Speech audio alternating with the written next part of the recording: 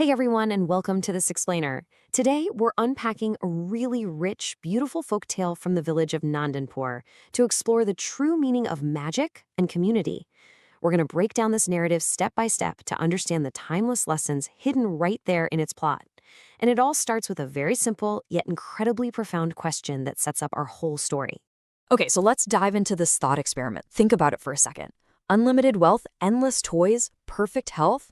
Well, this exact scenario happens to a young boy named Raju. Picture this. It's a bright, sunny day in Nandanpur.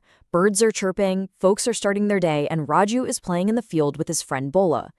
Exhausted from running around, Raju sits under a tree to catch his breath. And it's right there, sitting next to an old man resting in the shade, that our adventure truly begins. All right, Act 1, The Legend of the Well.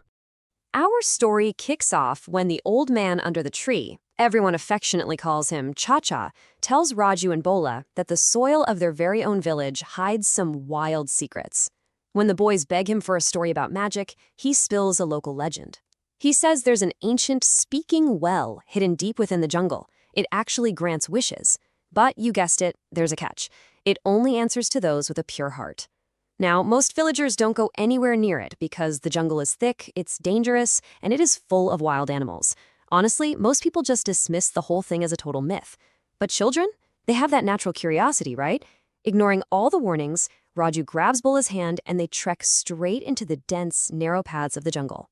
And after searching through the trees, no way! They actually find it, a mysterious well, hidden away with perfectly clear water inside. And strangely enough, there's absolutely no rope or pulley to even draw the water out. As they're staring at their reflections in this crystal clear water, a soft voice echoes from inside the well. It literally says, "Little boys, what have you come here for? Are you thirsty?" Startled, they step back. Wouldn't you? Raju gathers his courage and realizes, wow, the old man was actually right. The well tells him, "I only answer those whose minds are clear. Tell me, Raju, what do you want?" The boys just look at each other, totally hesitant and overwhelmed, so they end up leaving without making a single wish as the sun sets. Which brings us to Act 2, A Pure Heart's Wish.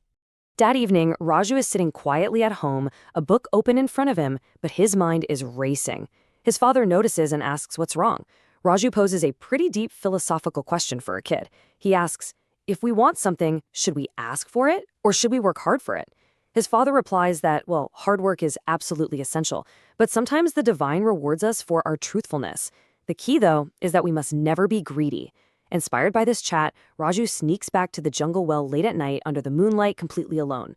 And here, Raju faces a massive moral crossroad. On one hand, the well explicitly offers him infinite material wealth. We're talking gold, silver, the most expensive toys. But on the other hand, he thinks of his friend Bola's mother, Vimla Chachi, who is bedridden and literally cannot walk. Raju makes a completely selfless choice. He straight up rejects the gold and asks the well to heal Vimla Chachi instead. The well goes dead silent for a moment. Raju actually thinks he might have been ignored. But then, a literal miracle happens. An earthen pot of water magically floats up from the well, right into his hands. And the well speaks these exact words. "Your truthfulness has made me happy. You asked for nothing for yourself. Take this water and give it to her to drink." Now, Raju looks inside the pot, and it just looks like ordinary, everyday water. Nothing sparkly about it. But he chooses to trust the magic anyway. The very next morning, Raju takes this water to Vimla Chachi, playing it cool and presenting it simply as medicine. She drinks it. Initially, his friend Bola is skeptical. He points out that it just looks like plain tap water. But slowly, the magic takes effect. Over the following days, she experiences this miraculous step-by-step recovery.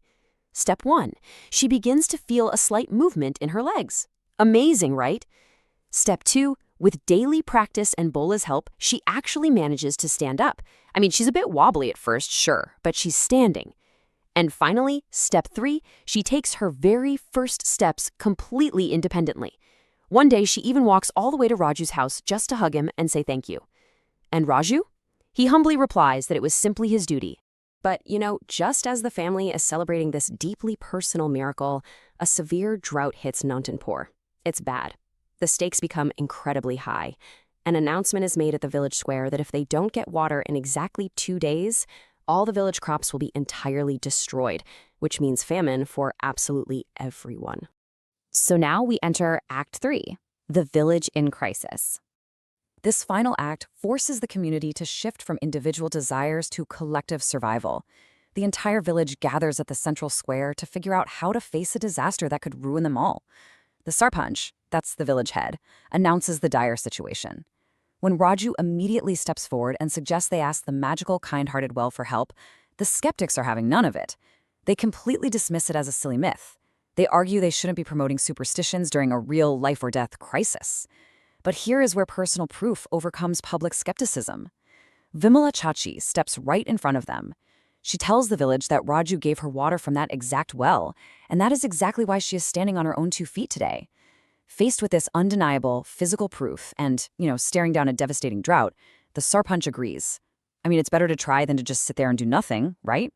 So the whole village agrees to go to the jungle and pray together. The very next day, the entire village stands before the silent well. The sarpanch and Raju perform a prayer. Raju leans over the edge and speaks on behalf of the whole community. He says, "O magical well, our village is in trouble. We do not want gold or silver, we just want water for our crops. Please help us." Notice that strategic repetition of his previous virtue? He specifically rejects greed again. He's asking purely for the survival of the community. Immediately, the well begins to shake. The ground literally trembles beneath their feet. The villagers panic. They scatter in fear. But after a few intense moments, everything goes completely still. Nothing happens. Not a single drop of water. The villagers totally lose their patience. They start muttering that it was all just a made-up story by Raju and the old man.